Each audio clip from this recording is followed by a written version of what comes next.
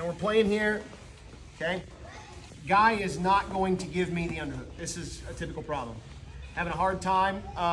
You can't really come off this way and try to fish this underhook. You're putting yourself so far off balance, it's not even funny.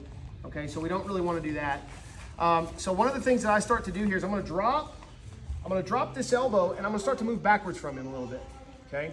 Now how I do that is I'm gonna just drop this elbow here and I'm gonna start to move down and I'm gonna come back here and I'm gonna cross up my legs up underneath his half guard. I'm basically half guarding him from the top, okay? Now this is something that I use very frequently, especially if it's a guy that I'm really, really scared that he's gonna try to go to butterfly or half butterfly. I will try to half guard him from the top, okay? And what I mean by butterfly, half butterfly is if he shoots this foot inside and gets to here, he can elevate, lift me up, flip me off. I don't want all this stuff happening, or he can go from here to straight up butterfly. It doesn't help me, okay? So when I half guard him from the top, it eliminates that while I'm moving around and trying to gain a little bit better position on this guy. As long as my legs are open, he's free to kind of move. Now, if he's got this high side locked down where I can't get an underhook, it really doesn't do any good to step on this leg like this because I still have to offset myself to try to dig up underneath this, and this is just never gonna work, all right? So we have to get him, the goal is to get him here. Okay, so there's a couple ways we can do that. So I'm gonna start working to fish a low side underhook, which is the one that's available. This one is more available, okay? It's not one that you see taught a lot, but a low side underhook is something that we can actually work, and it's much more difficult for him to defend a low side underhook than it is for him to defend a high side. So what I do here is I'm gonna crush this down and I'm gonna start working my way back real deep into his half, putting backwards pressure. And so as long as he doesn't have an underhook, he can't pull me up over the top of it. He's refusing to give me the underhook, so he's eliminating his own ability to dig. All right, this hand is down here to prevent him from doing what? Turtle. Yeah. Digging. This leg is his target leg. I promise you this, if you guys hang this leg way out here like this, he's gonna start working up underneath, and this is where we got the problems. Okay, so that's the reason that I half guard him from the top, because it locks down the bottom leg and prevents him from shooting up underneath there. There's not this big opening. This is what he wants. So understand, when you're on top, the thing you have to prevent, there's two things, is this underhook, okay?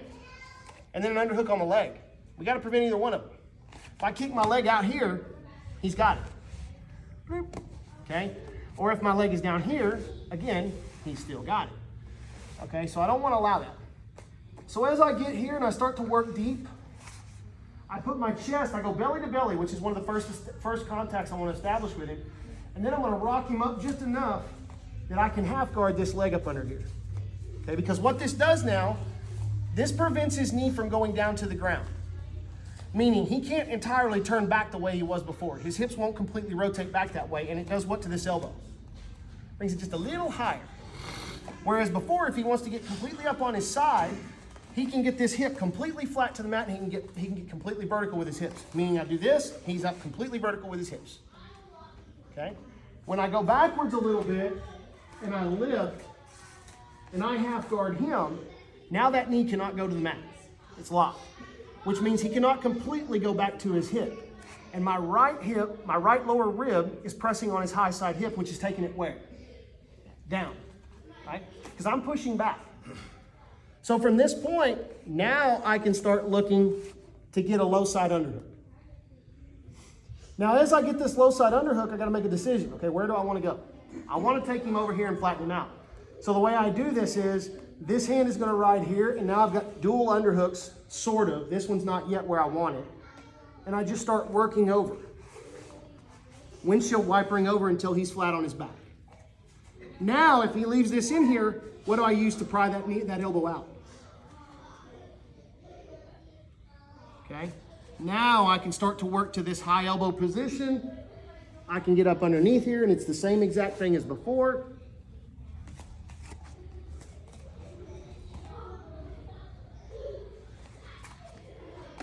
Climb up as high as I possibly can, and then we'll work on the breakout here in just a second. Okay, so again here, partner's entirely on his side. I gotta keep him from getting this underhook. He shoots and tries to get it. Nope, I'm gonna kick that back. I triangle him or half guard him from here. Now I'm just gonna windshield wiper my legs. Keep that knee from going down. Dual underhooks. Chest is gonna pry this elbow out. Feet up underneath. Now I rock forward.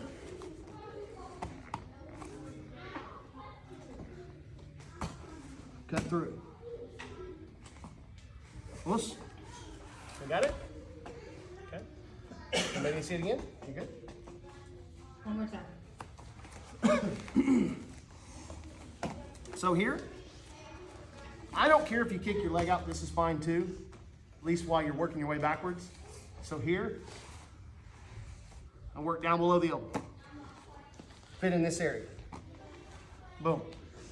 I'm gonna lift, triangle the bottom side leg. Now, if he decides he wants to hip escape and push off of me, where's he going? My elbow's right here, block. He can push off of me all he wants and tries to hip escape. No. Okay. So from here now, I'm going to start working over. Flatten him out. Underhook on the shoulder. Underhook on the shoulder. My chest and arm and shoulder is going to open his elbow up. Come up underneath. Okay. I don't need to necessarily get my head all on the inside. Doesn't matter. Many of you guys know that high side mount. I don't need to have that. I've got an underhook right now, no? Okay. Head goes down.